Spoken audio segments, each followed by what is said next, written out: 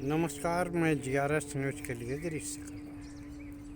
चाहे काल गणना में कोई त्रुटि रही हो या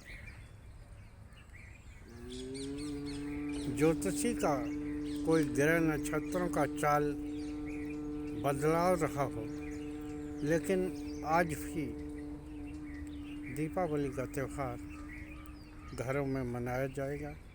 निश्चित तौर पर वैसे तो किसी को भी इस महंगाई के दौर में त्यौहार की खुशियां मनाने का समय नहीं है, लेकिन जिस प्रकार से काल गणना के अनुसार ही मान लीजिए, ग्रह नक्षत्रों के चाल के अनुसार मान लीजिए, हम सभी लोगों को 2 दिन त्यौहार मनाने का मौका मिलेगा। आप सभी लोगों को प्रकाश पर्व दीपावली की हार्दिक शुभकामनाएं। कल दिल्ली में भी प्रशासनिक रोक के बावजूद जमकर पटाखे चले और निश्चित तौर पर जो 300 के पार जा रहा था इको आई, अब ये 400 के करीब पार जाता दिख रहा है। कई क्षेत्रों में ऐसा रहा कि जिसमें कि लोगों की आंखों में जलन हुई और दम घोटू धुआं बस्तियों में बना रहा।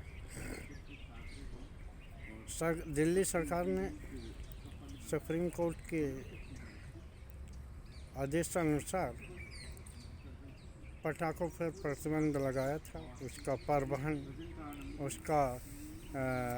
परिवहन के और भंडारण आदि पर भी रोक थी, लेकिन जिस तरह से दिल्ली में देर रात तक पटाखों की गूंज होती रही, चाहे सोसाइटियां हों या बस्तियां, जिन्हें हमारा मलिन बस्तियां कहते हैं, झुग्गी झोपड़ी, वहाँ भी पटाखों के धमाकों के साथ अति उत्साह से त्यौहार मनाया जाए। क्या ये सरकार का जो सरकार ने इसको बंधन लगाया था, यानी रोक लगाई थी, क्या ये फेल हो गया है? निश्चित तौर पर ऐसा ही महसूस होता है। प्रदूषण का प्रमुख कारण क्या है, इस बारे में कोई बात करना नहीं चाहता। केवल किसानों की पराली जलाई है और पटाखों के धुएं से ही प्रदूषण होता है, ये मानना हमारे ख्याल सबसे ज़्यादा बेवकूफ़ी होगी।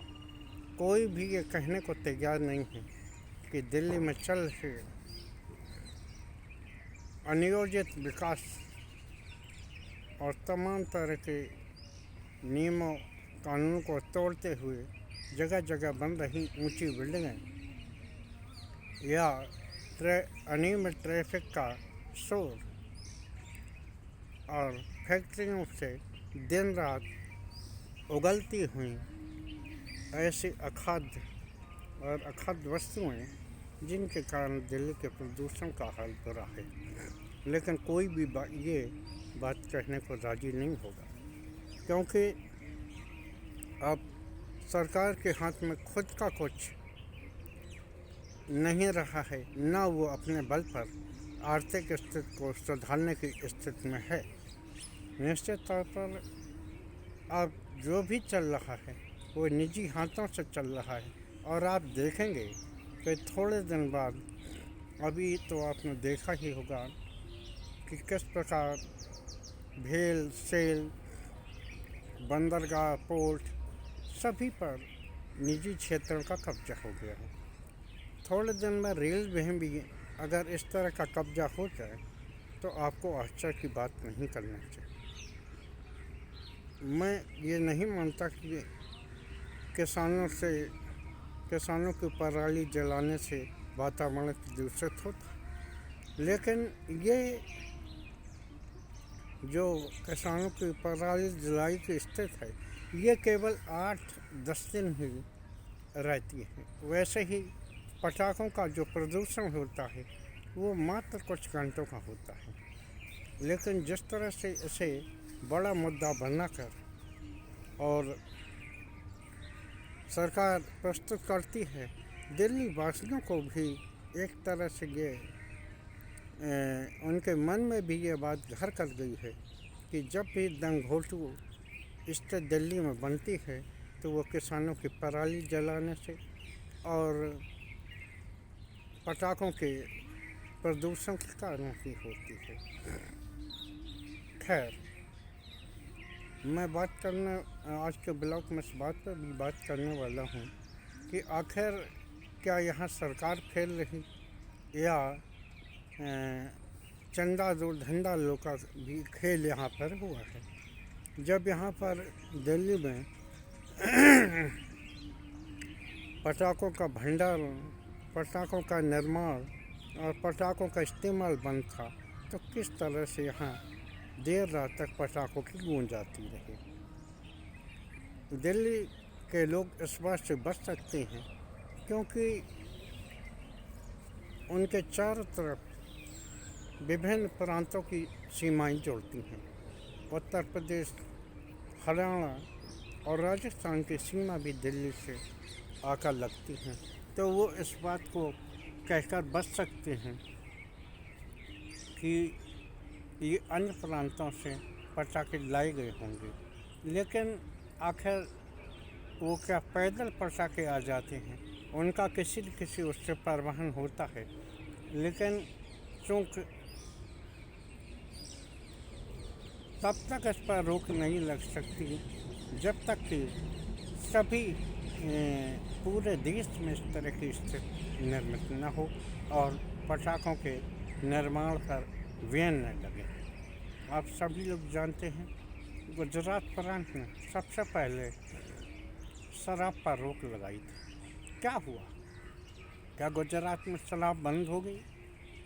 भले ही गुजरात को ड्राई घोषित कर दिया गया हो, लेकिन उसके जो आसपास के जो प्रदेश हैं, चाहे वो मध्य प्रदेश हों, राजस्थान हों, जो भी प्रांत उनसे लगते हैं, वहाँ की ठेकों की दुकानें दूसरे प्रांतों की बहुत ही महंगी हो जाती हैं और वहाँ से अवैध रूप से शराब का परिवहन होता रहता है।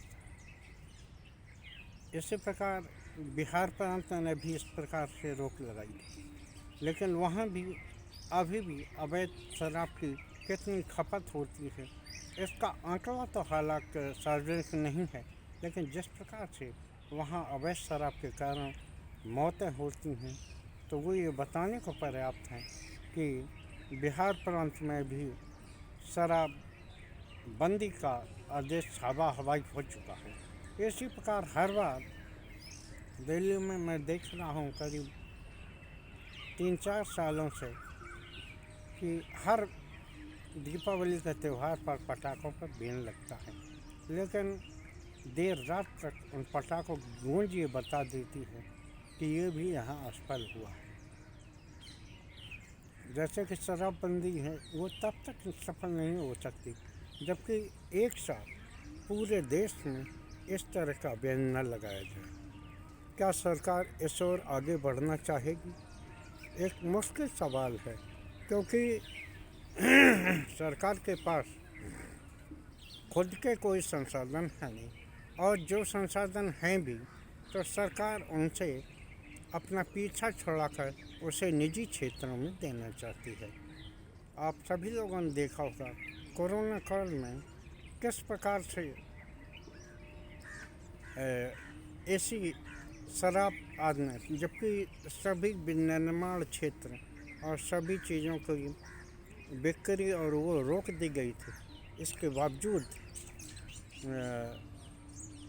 शराब आदि की बिक्री जारी रही थी। एक तरह से कहा जा सकता है इसी शराब से आर्थिक स्थिति देश और प्रदेशों की सुधारी थी। तो लिहाजा सरकार के पास न तो कोई आर्थिक स्थिति को सुधारने की योजना है और न ही इस बारे में वो कोई जिम्मेदारी लेने को तैयार है। जब तक पूरे देश में एक साथ शराब पर बैन नहीं लगता तब तक ये स्थिति सुधरने वाली नहीं। इसी प्रकार पटाखों के बैन की बात मुझे समझ में नहीं आती क्योंकि कि अगर ये कोई स्थायी प्रदूषण नहीं फैलाता, ये 2-4 घंटों की बात होती है, इसके बाद हवा चलने के बाद प्रदूषण फिर से उसी स्थिति में आ जाता है। रही बात दिल्ली की, यहाँ आम दिनों में भी, अभी तो सर्दियों का मौसम है, तो आप कह सकते हैं कि ये प्रदूषण पर्याय से होता है, लेकिन आम दिनों में भी दिल्ली का कभी ऐसा नहीं रहा जो उसकी दिल्ली की शुद्ध हवा निर्धारित स्तर पर आई हो। जब तक सरकार नहीं करती और वो अपनी इस तरह की योजनाएं नहीं बनाती, तब तक कुछ भी बदलाव होने वाला नहीं है और न तो इसमें कोई सुधार होगा और न ही कोई बदलाव होने वाला ही है। और इस तरह से आदेश आते रहेंगे और इस तरह से पटाखों का और शराबों का शोर गलियों में गूंजता रहेगा और लोग पिसते रहेंगे। आज के ब्लॉग में बस इतना ही। जय हिंद, जय भारत।